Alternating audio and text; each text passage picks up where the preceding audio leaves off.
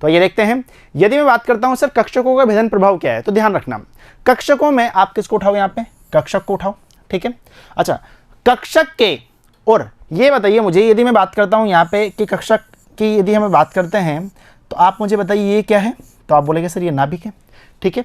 आई बात समझ में। अच्छा, नाभिक में क्या क्या रहता है, पहले रिवाइज कर लो सर। न्यूट्रॉन होते हैं, प्रोटॉन होते हैं, ठीक है। इलेक्ट्रॉन क्या करते हैं, आसपास चक्कर काटते रहते हैं, ठीक है। आई बात समझ में। अच्छा, आप ध्यान दीजिएगा, यदि मैं बात कर रहा हूं यहाँ पे कक्षकों को भेदन प्रभाव की, तो कक्षक आप यहां से उठाइए। अब कक्षक के, ध्यान दीजिएगा बातों पे, कक्षक के केंद्रक की ओर जाने वाली प्रवृत्ति को ही क्या बोला जाता है, भेदन क्षमता बोला जाता है। यानी कि कोई भी कक्षक है, यानी किसी भी कक्षक की केंद्र की ओर, यानी कि केंद्रक की ओर जाने की प्रवृत्ति या फिर इसकी प्रकृति को ही क्या बोला जाएगा, भेदन क्षमता बोला जाएगा। तो आप बोलेंगे सर यहां पे यदि मैं बात करूं यहां पे, तो एक ही कक्षा की बात करते हैं हम, ठीक है।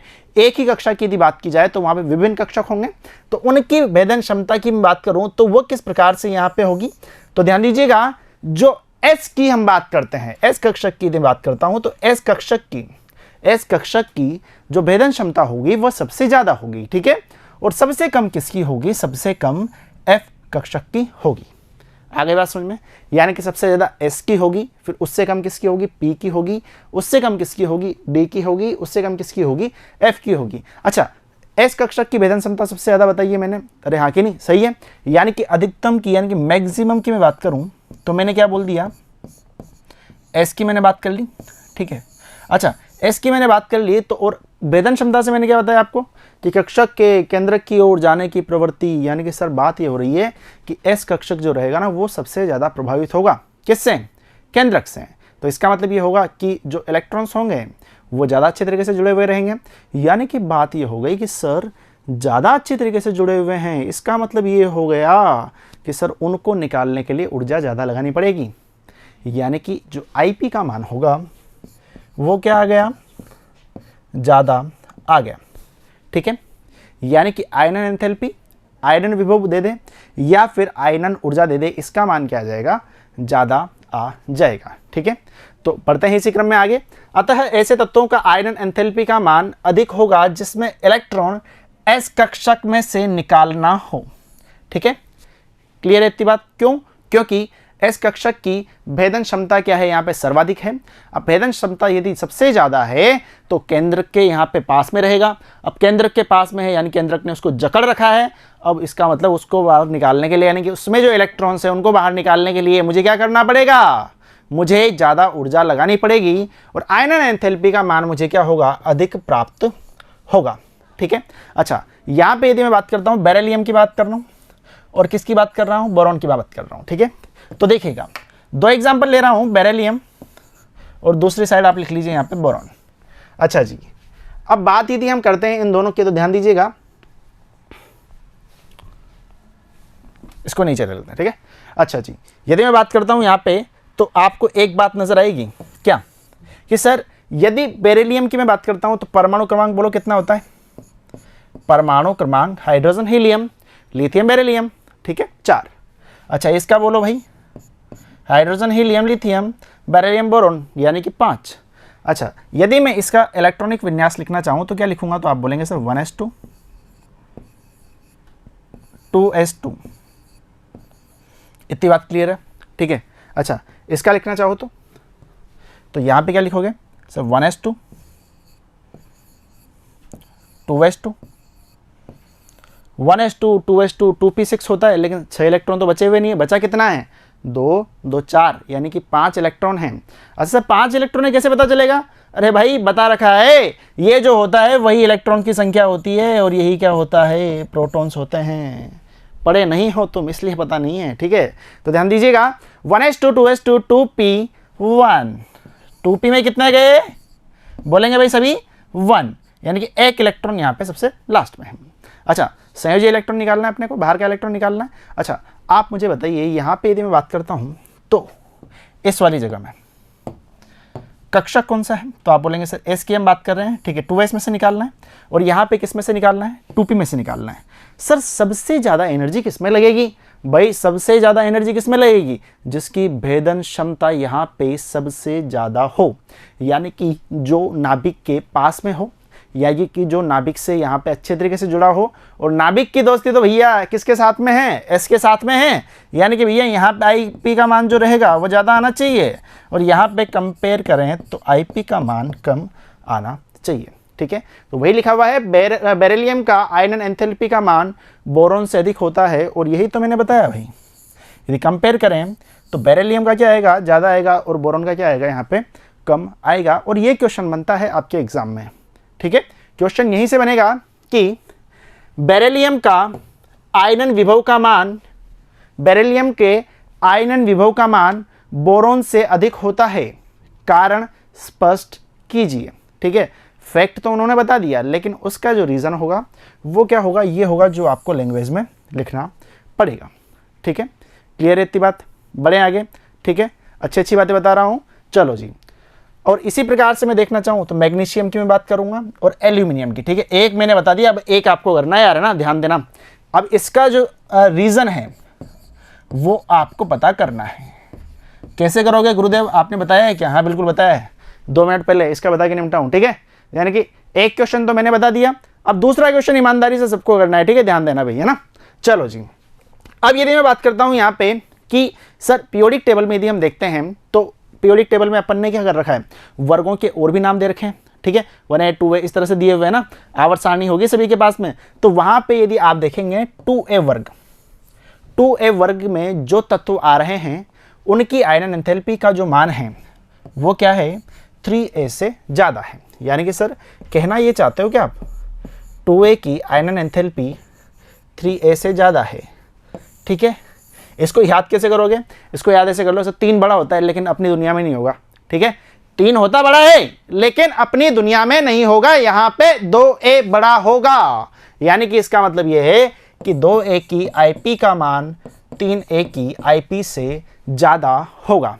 ठीक है, बढ़े आगे। अच्छा, एक इंपॉर्टेंट नोट, सर नोट में क्या लिखा हुआ है? चलो जी, नोट की यदि हम बात करते हैं तो यहाँ पे लिखा हुआ है बेरिलियम के आयनन एंथैल्पी कार्बन से अधिक नहीं होगा। अब सर ये चक्कर पड़ गया। अभी तो आप बोल रहे थे कि सर यदि मैं यहाँ पे देखता हूँ इस वाली चीज़ में, तो आपको क्या नज़र आ रहा है कि सर बेरिलियम जो है ना उसका क्या है, यहाँ पे परमाणु क्रमांक 4 है, इसलिए ये ज़्यादा हुआ है। ठीक है, और यहाँ पे इसका क्या आ गया? कम आ गया। यानी कि सर इसका मतलब ये तो नहीं हो गया कि सर Z जो रहेगा वो यहाँ पे IP के क्या हो जाएगा भाई? इन्वर्सली प्रोपोर्शनल हो जाएगा ना भाई, ऐसी बात नहीं है।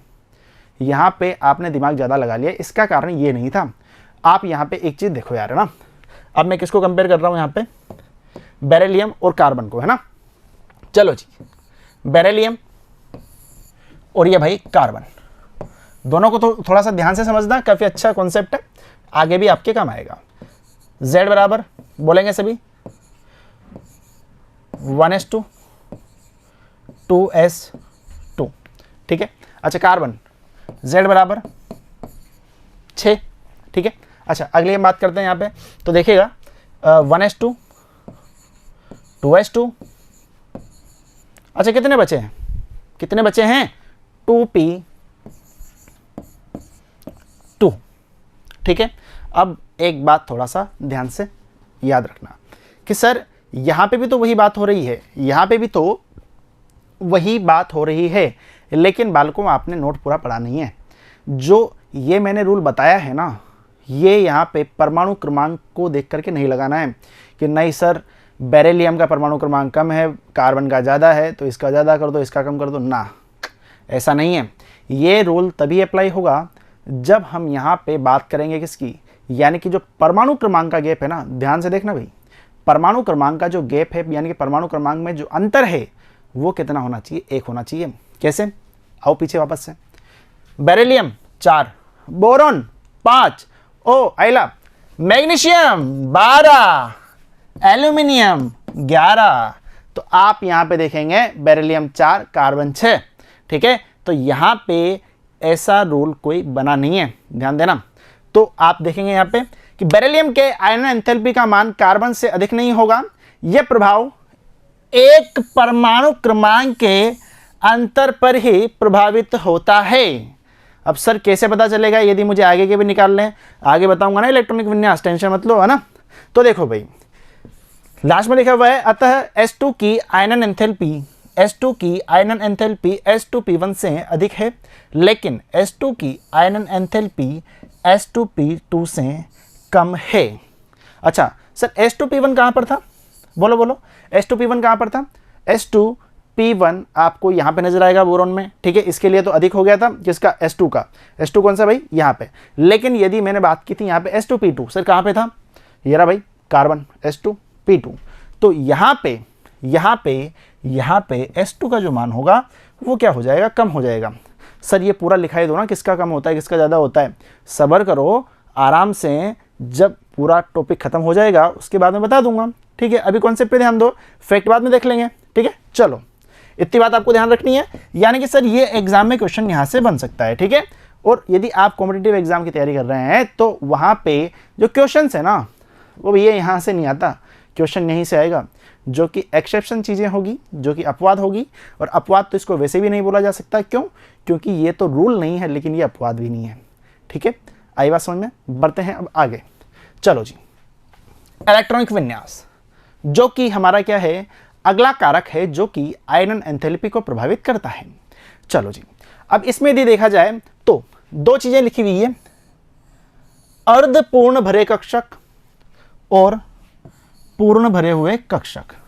गुरुजी ये क्या होता है, हमने चैप्टर 2 पढ़ा नहीं है, हमें पता नहीं है, तो ध्यान दो भैया। यदि मैं बात करता हूं यहां पे तो ध्यान दीजिएगा, यदि मैं बात करूं यहां पे S-P-D-F,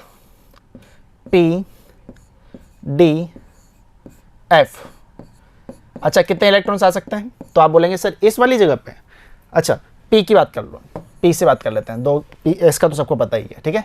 P की बात करते हैं, P में कितने आ सकते हैं, तो आप बोलेंगे गुरुजी यहाँ पे तो 6 आ सकते हैं, इसमें 10 आ सकते हैं, इसमें 14 आ सकते हैं, इसका पता ही है 2 का, ठीक है। अच्छा अब यदि ये पूरे के पूरे इलेक्ट्रॉन जो है ना, यदि ये पूरे के पूरे इलेक्ट्रॉन यानी कि पूरा का पूरा पेयरिंग बन जाती है ना, ठीक है। चुंबकीय क्वांटम संख्या ये सब पढ़ी होगी ना आपने, स्पिन क्वांटम नंबर ये सब वहाँ पे मैंने अच्छे से बता रखा है, ठीक है। तो ये जो होता है ना, इसे क्या बोला जाता है भाई मेरे, पूर्ण भरे कक्षक, ठीक है। लेकिन लेकिन लेकिन यदि मैं बात करता हूं यहां पे किसकी, अर्धपूरित की, अर्धपूर्ण की, अर्धपूर्ण, तो वहां पे क्या होगा, वहां पे P का जो वैल्यू है ना वो 6 नहीं रहेगा। अर्ध का मतलब क्या है, 6 का आधा कर दो, 3 हो गए, ये 5 हो गए, ये 7 हो गए। सर कैसे आया ये, देख लो भाई, रिवाइज कर देता हूं, ठीक है। P की हम बात करेंगे, चलो जी P की मैं बात करता हूं, तो P के लिए क्या क्या बोला हुआ है, तो आप बोलेंगे सर P के लिए 6 बोला हुआ है, ठीक है। स्पिन वाला भी आएगा, यानी कि एक इलेक्ट्रॉन ऐसे आ सकता है, एक ऐसे आ सकता है, एक ऐसे, एक ऐसे, एक ऐसे, एक ऐसे, ठीक है। आई बात समझ में। अच्छा D की और यहाँ पे F की, D के लिए कितने कॉलम रहेंगे, तो आप बोलेंगे सर D के लिए 10 इलेक्ट्रॉन बोले तो 5 कॉलम कर दो, ठीक है। ये लो, एक ऐसे कर दो, एक ऐसे कर दो, एक से ऐसे, ठीक है। ये लगा हुआ है यहाँ पे ना, कलर चेंज कर देते हैं, ये लो। सर इसका भी बता दो, ये तो और बड़ा हो गया, ये लो जी, 1 2 3 4 5 6 7 और ये 8, ठीक है। इसमें भर लेना है ना, ज़्यादा बड़ा है। अच्छा जी, अब यदि मैं बात करता हूँ यहाँ पे कि सर ये तो पूर्ण भरे हुए कक्षक हो गए क्योंकि ये पूरी तरीके से भर चुके हैं, लेकिन यदि इसी को मैं यहाँ पे अर्धपूरित के रूप में देखता हूँ ना, तो वो किस प्रकार से रहेगा। रूल ये था हमारा, एक इसमें भरो, अब एक वापस इसमें मत भरो, अगला जो रहेगा ना इसमें, फिर अगला इसमें, ठीक है। अब आपको नजर आ रहा है यहाँ भी बराबर है, यहाँ भी बराबर है, यहाँ भी बराबर है, ठीक है। यानी कि ये जो होगा ना, ऊपर वाला तो पूर्णपूरित हो जाएगा और ये वाला जो रहेगा वो क्या हो जाएगा, अर्धपूरित हो जाएगा। उसी प्रकार से इसका देख लो, 1 2 3 4 5, 3 4 5, ठीक है, 5 हो गए। चलो जी इसको हटा दो, ये लो, ठीक है।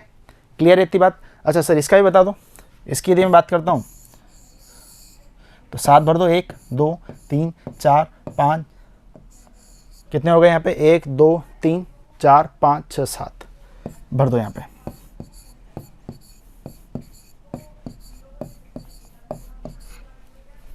क्लियर है इतनी बात, ठीक है।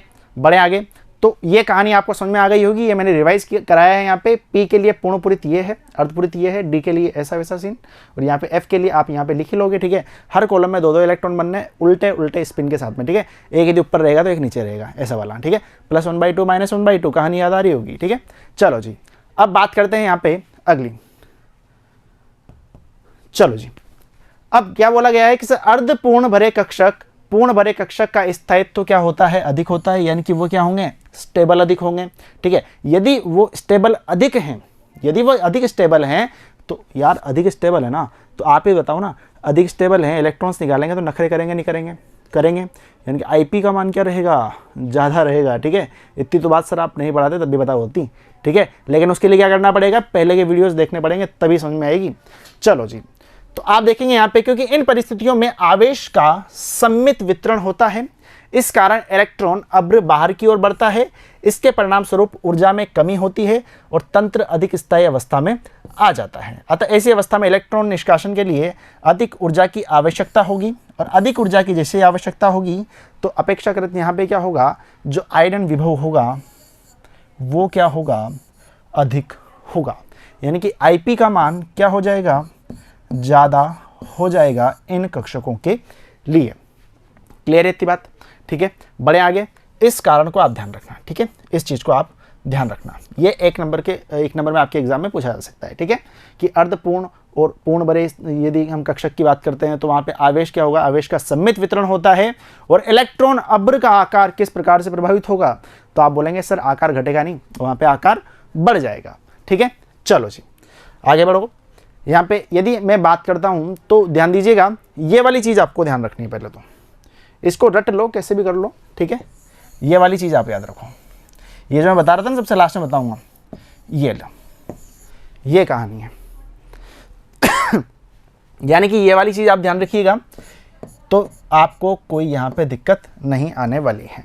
और ये क्या है सर, ये वही है इलेक्ट्रॉनिक विन्यास के आधार पर यदि हम यहाँ पे आयरन एंथैल्पी का क्रम यदि देखना चाहें तो देखो भाई, इलेक्ट्रॉनिक यहाँ पे S2P6, अच्छा यहाँ भी S2 है, ठीक है, याद करने का तरीका निकाल ही लेते हैं, यहाँ भी S2 है, S2 S2 S2 S2 S2 S2, ठीक है, कोई दिक्कत यहाँ पे अभी तक नहीं होनी चाहिए।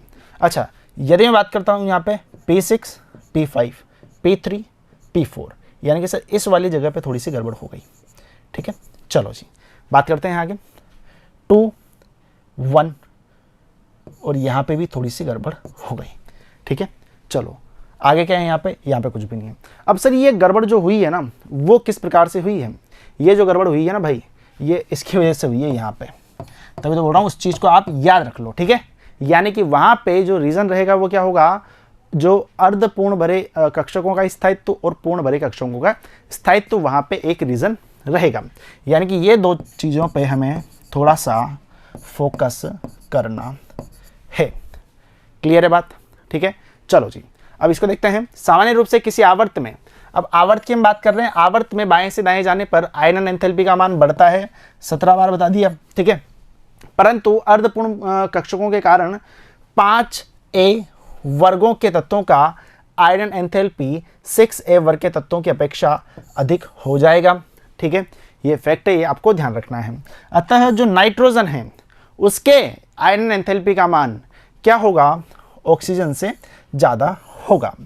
ये इंपॉर्टेंट है, एग्जाम में आपके आया हुआ है, ठीक है। यहीं पे एक्सेप्शन बन जाते हैं और यहीं से एग्जामिनर आपके सामने क्वेश्चन को डाल देगा। अब आप खुद ही देख लो ना यार, यदि मैं नाइट्रोजन का यदि इलेक्ट्रॉनिक विन्यास लिखूंगा तो क्या लिखूंगा, तो आप बोलेंगे सर नाइट्रोजन की हम बात कर रहे हैं, ठीक है, hydrogen helium lithium beryllium boron carbon nitrogen 7 पे, तो नाइट्रोजन को देखो 1s2 2s2 2p3 नाइट्रोजन।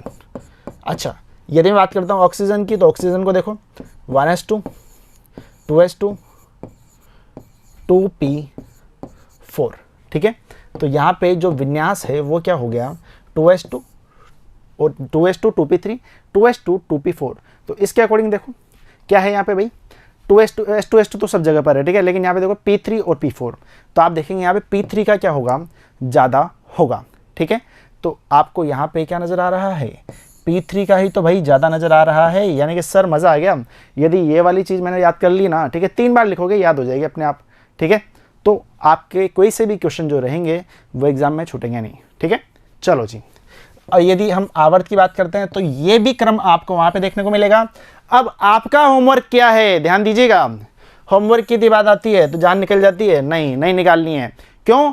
क्योंकि सर ये जो क्रम मैंने यहाँ पे लिखा हुआ है ना, ठीक है, हो सकता है कि जो आवर्त में हम इधर से इधर चलते हैं, बाएं से दाएं, तो हो सकता है कि आपके दिमाग में आ जाए कि सर देखो नियॉन, फिर उसके बाद में तो कुछ और आना चाहिए था, ये कुछ और आ गया, लिथियम, बेरिलियम, बोरोन उधर आ गया, ठीक है। ये किस कारण से हुआ है, ये आप इसको देखो, ठीक है, और उसके बाद में पता लगाओ कि हाँ सर ये रीज़न बिल्कुल सही है, ठीक है। तो आपका जो क्रम रहेगा ना वो इस प्रकार से रहेगा यदि आप इलेक्ट्रॉनिक विन्यास के क्रम में यहाँ पे लिखते हो तो, ठीक है। तो ये हो गया आपका होमवर्क, यानी कि ये पूरे का पूरा काम आपको यहाँ पे करना है। तो अब बच्चों ये क्या थे, पूरे के पूरे कारक जो थे आयनन एंथैल्पी को प्रभावित करने वाले, हम पूरे कर चुके हैं। अगली क्लास में हम बात करेंगे आयनन एंथैल्पी के सार की, यानी कि आवर्तिता की हम बात करेंगे, जैसा कि मैंने आपको वीडियो नंबर 14 में बता दिया था, ठीक है। तो अगली क्लास में मिलते हैं आयनन एंथैल्पी के आवर्तिता के साथ में। धन्यवाद।